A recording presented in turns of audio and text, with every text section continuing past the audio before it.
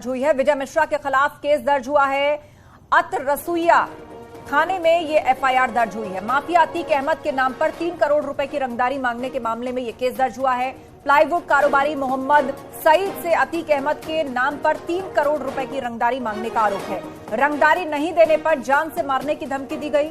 वकील विजय मिश्रा के खिलाफ आईपीसी की धारा 386, 504, 507 के तहत केस दर्ज हुआ है। 20 अप्रैल को कारोबारी मोहम्मद सईद को फोन पर धमकी देते हुए 3 करोड़ रुपए की रंगदारी मांगी गई थी और आरोप है कि वकील विजय मिश्रा ने सईद की दुकान से इसी साल 5 जनवरी को तकरीबन 1.25 लाख रुपए का सामान उधार लिया था। सर्वेश दुबे हमारे साथ फोन लाइन पर मौजूद हैं, उन्हीं से इस पर अपडेट लेते हैं। जी सर्वेश, विस्तार से बताइए पूरा मामला क्या है। देखिए, माफिया अतीक अहमद और अशरफ की हत्या हो चुकी है और ये कहा जा रहा था कि अतीक अहमद के वकील विजय मिश्रा की मुश्किलें बढ़ सकती हैं। हालांकि ये मुश्किल उनकी दूसरे मामले में बढ़ी है। अतरतुया थाने में विजय मिश्रा के खिलाफ एक एफआईआर दर्ज की गई है और ये एफआईआर प्लाईवुड कारोबारी मोहम्मद सईद की ओर से दर्ज कराई गई है, जिसमें आरोप लगाया गया है कि अतीक अहमद के नाम पर इन्होंने 3 करोड़ की रंगदारी मांगी है और रंगदारी न देने पर जान से मारने की धमकी दी है। इसमें आईपीसी की धारा 386, 504 और 507 के तहत ये केस दर्ज हुआ है। 20 अप्रैल को कारोबारी मोहम्मद सईद को फोन पर धमकी देते हुए 3 करोड़ की रंगदारी मांगे जाने का आरोप लगाया गया है। और इसमें आपको बता दें कि विजय मिश्रा ने सईद की दुकान से, जिनकी प्लाईवुड की दुकान है, 5 जनवरी को तकरीबन 1.25 लाख रुपए का सामान उधार लिया था। किस्तों में कुछ पैसे लौटाए थे, लेकिन 17 अप्रैल को पैसे मांगने पर विजय मिश्रा ने गाली गलौज कर धमकी दी थी और माफिया अतीक अहमद के और अशरफ के तमाम जो मुकदमे हैं वो विजय मिश्रा ही लड़ते हैं। और जब अशरफ को और अतीक को साबरमती जेल से और अशरफ को बरेली जेल से लाया जा रहा था, उस समय भी वहां पर विजय मिश्रा पहुंचे थे। और इसके साथ ही साथ विजय मिश्रा अतीक अहमद की बहन आयशा नूरी के भी वकील हैं, शाइस्ता के मामलों में भी, और तमाम मामलों में वो लगातार उनके मुकदमों की पैरवी कर रहे हैं। लेकिन अब इस नए मुकदमे में विजय मिश्रा भी फंसते हुए नजर आ रहे हैं। जी बिल्कुल, मुश्किलें बढ़ सकती है, आप नजर बनाए रखिए। जानकारी के लिए शुक्रिया आपका सर्वेश। उधर यूपी सरकार के अल्पसंख्यक कल्याण मंत्री धर्मपाल सिंह का बड़ा बयान सामने आया है। मदरसों की फंडिंग पर उन्होंने कहा है कि जांच में पता चला है कि कुछ मदरसों की फंडिंग गलत सोर्सेज से हो रही है।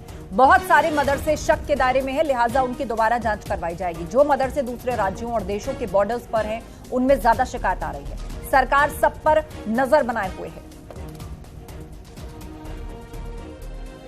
हमारे साथ बातचीत करने के लिए उत्तर प्रदेश सरकार के मंत्री धर्मपाल सिंह जी। सर, मदरसों को लेकर अगर बात करें तो उनकी फंडिंग को लेकर लगातार सवाल उठ रहे हैं। कई सारे सबूत मिले भी हैं कि बाहर से मदरसों में फंडिंग हो रही है। उनको रोकने के लिए सरकार किस तरह से काम कर रही है? देखिए, चिंता है सरकार को कि ये फंडिंग के माध्यम से ये गरीब मुसलमानों के बच्चे कहीं गलत दिशा में ना ले जाए जाएं, तो इसलिए पुनः इसको हम फिर से दोबारा जांच करेंगे गंभीरता से, उच्च स्तरीय वार्ता करके ये फंडिंग किधर से आ रही है, कहां से आ रही है, उसको तत्काल प्रतिबंधित करने का काम करेंगे। सर, कई सारी खबरें आई थी कि जो उत्तर प्रदेश का जो बॉर्डर लगता है कई सारे राज्यों के साथ या नेपाल के साथ जो बॉर्डर लगता है, उन पर ऐसे मदरसे तैयार हो गए हैं जिनकी फंडिंग का कुछ पता नहीं है और वहां से बाहर के जो लोग हैं कहीं ना कहीं वो प्रभावित करने की कोशिश कर रहे हैं अपने लोगों को। इसमें सत्यता है और इसी सत्यता को ध्यान में रख के योगी सरकार काम कर रही है और गंभीरता से इसको जल्दी इसका निराकरण करेंगे। सीमा के अंदर कुछ ऐसी गतिविधियां संचालित नहीं होने देंगे ताकि वो गलत हाथों में ये जो अबोध बच्चे हैं उनका ले जाके कोई दुरुपयोग कर सके। सर, तकरीबन कितने ऐसे मदरसे हैं, क्योंकि सरकार ने वो जांच करवाई थी, जिनकी फंडिंग पे कहीं ना कहीं शक है और किस तरह से इसको रोकने के लिए सरकार आगे काम करेगी? देखो, कई बार छप चुका है लेकिन अभी चिन्हित किए गए हैं, ठीक से अभी नहीं बता पाएंगे कि कितने हैं और उसमें अच्छी संख्या में है और उनको जो सीमावर्ती दूसरे प्रदेश की सीमा पर है, दूसरे देश की सीमा पर है, उन पर ज्यादा गंभीरता से कार्रवाई करेंगे। उधर यौन शोषण के आरोपों को लेकर बीजेपी सांसद बृजभूषण शरण सिंह का दर्द छलका है। मंच से बोलते हुए बीजेपी सांसद भावुक हो गए हैं और उन्होंने कहा है कि यौन शोषण के आरोप से लोग आत्महत्या कर रहे हैं। इस कानून से अमेरिका के पूर्व राष्ट्रपति डोनाल्ड ट्रंप तक परेशान है। साथ ही उन्होंने कहा कि राम के वनवास में मंथरा और कैकई का रोल था। विनेश फोगाट इस बार मंथरा बनकर आई हैं। कुछ दिन बाद लोग इस विनेश मंथरा को धन्यवाद देंगे। ये सारी बातें बृजभूषण शरण सिंह ने कही। इतना ही नहीं, उन्होंने कहा अयोध्या में 5 जून को संत बोलेंगे और सब सुनेंगे। तो अयोध्या में 5 जून को संत बोलेंगे और साथ ही विनेश फोगाट को उन्होंने मंत्रा के साथ कंपेयर किया और कहा कि राम के वनवास में मंत्रा और कैकई का रोल था। विनेश फोगाट इस बार मंत्रा बनकर आई हैं।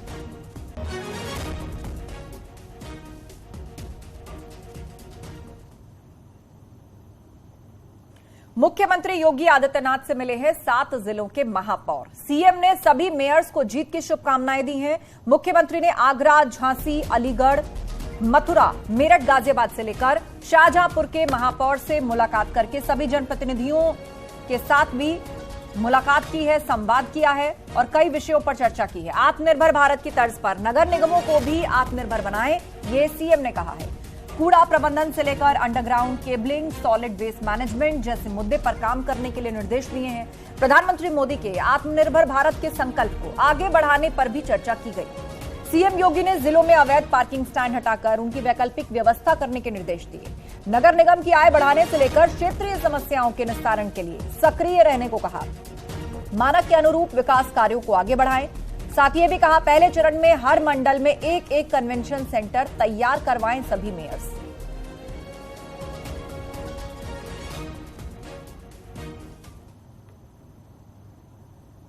उधर कश्मीर में G20 की बैठक चल रही है और एक बार फिर सामने आई पाकिस्तान की बौखलाहट। जी हां, ISI का सभी पाकिस्तानी दूतावासों को लेटर और इस लेटर में अतीक अहमद का जिक्र किया गया है। एक पेज में 10 बार अतीक का जिक्र किया गया। विदेश में भारत विरोधी प्रोपेगेंडा को एक बार फिर से पाकिस्तान ने हवा दी है। कश्मीर में इस वक्त G20 की बैठक चल रही है और पाकिस्तान की बौखलाहट इस रूप में सामने आई है। पाकिस्तानी खुफिया एजेंसी ISI ने सभी पाकिस्तानी एम्बेसीज को लेटर लिखा है और उस लेटर में अतीक अहमद का जिक्र है। इतना ही नहीं, एक पेज में तो 10 बार अतीक अहमद का जिक्र किया गया है, उसका नाम लिखा गया है। विदेश में भारत विरोधी प्रोपेगेंडा एक बार फिर से पाकिस्तान फैलाता हुआ नजर आ रहा है। और इस लेटर की तस्वीर हम आपको दिखा रहे हैं। इस लेटर का ये वो पेज है जहां पर 1 नहीं 2 नहीं 10 बार अतीक अहमद का जिक्र है, उसकी हत्या का जिक्र है। एक पेज में 10 बार अतीक का जिक्र किया ISI ने और इस लेटर को सभी पाकिस्तानी दूतावास को भेजा गया है। ये सब कुछ तब हुआ है जब कश्मीर में G20 की बैठक चल रही है। उससे बौखलाया है पाकिस्तान और एक बार फिर से भारत विरोधी प्रोपेगेंडा फैलाता हुआ नजर आता है।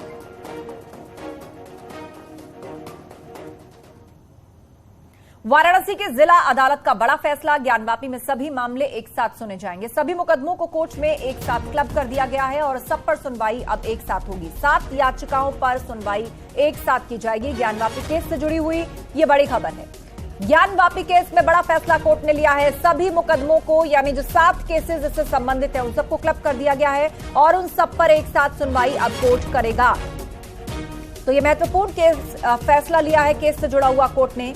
7 याचिकाओं पर एक साथ सुनवाई होगी। दरअसल इन सभी को क्लब कर दिया गया। ज्ञानवापी से संबंधित जो अलग अलग अर्जियां और याचिकाएं कोर्ट में लगाई गई थी, चाहे वो सर्वे से जुड़ी बात हो, चाहे श्रृंगार गौरी से जुड़ा हुआ मुद्दा हो, चाहे ASI सर्वे से बात हो या अंजुमन इंतजामिया के एतराज से जुड़ी याचिकाएं हो, कुल मिलाकर 7 केसेस को क्लब करके अब कोर्ट इस मामले पर सुनवाई करेगा।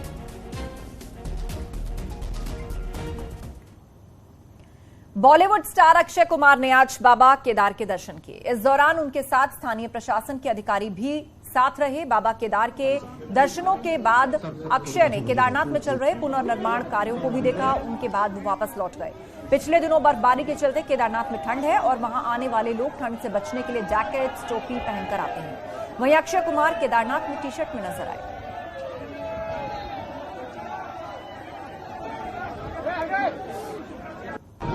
तस्वीरें सामने आई हैं। अभी अक्षय कुमार केदारनाथ पहुंचे जहां उन्होंने बाबा केदार के दर्शन किए और उसके बाद वहां चल रहे पुनर्निर्माण कार्यों को उन्होंने देखा और फिर वहां से वापस लौट गए।